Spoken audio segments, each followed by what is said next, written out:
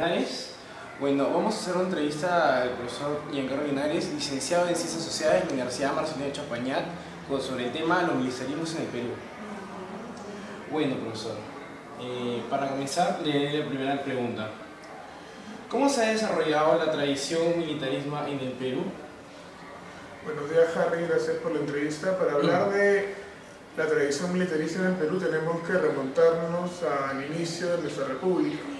Es en 1821 cuando el Perú se convierte ya en una república, en sus inicios, gesta como república, y aún no hay un presidente fijo, aún no hay elecciones como las conocemos el día de hoy, pero son los militares quienes buscan tener el poder, ser los que gobiernen y lleven los mandos y las riendas del país. Es así, por ejemplo, como después de la independencia, estos militares, estos caudillos que lucharon en las batallas por nuestra liberación de España, sobre todo en Ayacucho, en Junín, son quienes van a creerse con derecho a poder gobernar y van a querer hacerlo de manera rígida. Empezamos en un primer militarismo, como parte de la tradición militarista en el Perú. Luego también tenemos un momento de gobierno de civiles, para luego, después de la guerra con Chile, igual, hay descomposición del Estado, hay crisis general, y los militares son los que se sienten capaces de poner orden por su propia formación. Y es ahí cuando inicia un segundo militarismo, un periodo de gobierno, menos que el primer militarismo, pero sí suceden dos militares que van a gobernar con mano dura el país, para luego dar un periodo de civiles, como conocemos actualmente con elecciones. Y hay un tercer militarismo también, que es con el Eugenio de Leguía, termina el Eugenio de Leguía, con una crisis generalizada, con una dictadura. Los militares son quienes van a darle el golpe de Estado, van a querer ordenar el país, van a querer que vuelva la tranquilidad, la paz, la estabilidad económica, política y social, y van a intervenir nuevamente. Y esos tres militarismos son los que a lo largo de la historia, son clasificados por Jorge Basadre, por el historiador Jorge Basadre. Pero también se ha dado un cuarto militarismo, que es el último que hemos tenido, llamado también docenio militar, de Velasco y de Morales Bermúdez, que se da en 1968 con el golpe de Estado a Fernando Belaúnde Terry, que prácticamente es un gobierno militar, inicia con reformas muy duras que luego ya van a pasar a ser más democráticas con Morales. Básicamente son los periodos que se han dado. La tradición militarista en el Perú está compuesta por 4 militarismos que se han ido desarrollando a lo largo de la historia. Muchas gracias, profesor. Bueno, con esta pregunta terminamos la parte introductoria al tema. Bueno, seguiremos con la segunda pregunta, que se remonta a explicar el tema político, social y económico con respecto a la actualidad de nuestro país. Ya bueno, la pregunta es la siguiente. ¿De qué manera afectó el militarismo en el aspecto político, social y económico a la actualidad de nuestro país?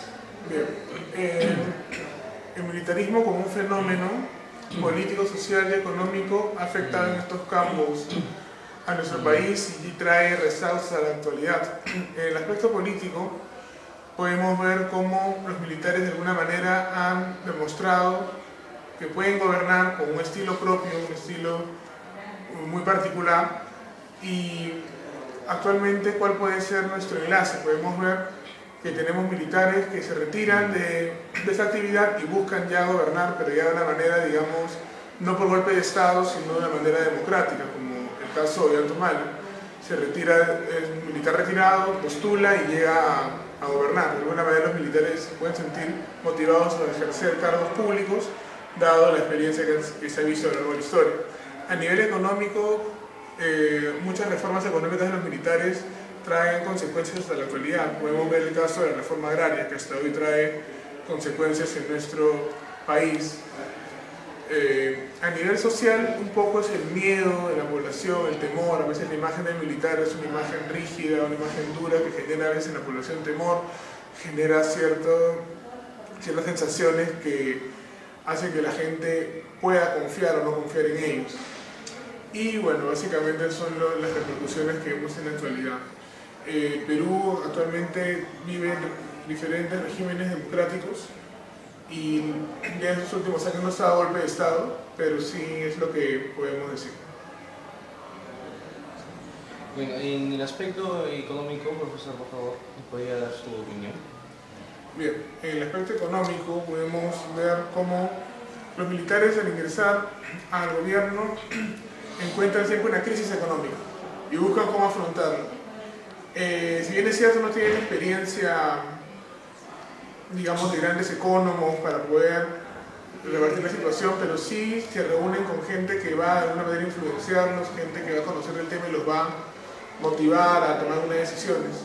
En el caso de la reforma agraria de Velasco, por ejemplo, él buscó de alguna manera acabar con el poder de la oligarquía y darle las tierras a los campesinos, que los campesinos administren, pero fue una mala decisión de alguna manera porque los campesinos están acostumbrados más a trabajar la tierra, a cosechar, pero no sabían cómo administrar, y esto trajo pérdidas al país. De alguna manera son errores de los cuales se aprende, y actualmente podemos ver un poco de eso. Muy bien, profesor. Ahora pasaremos a la última pregunta.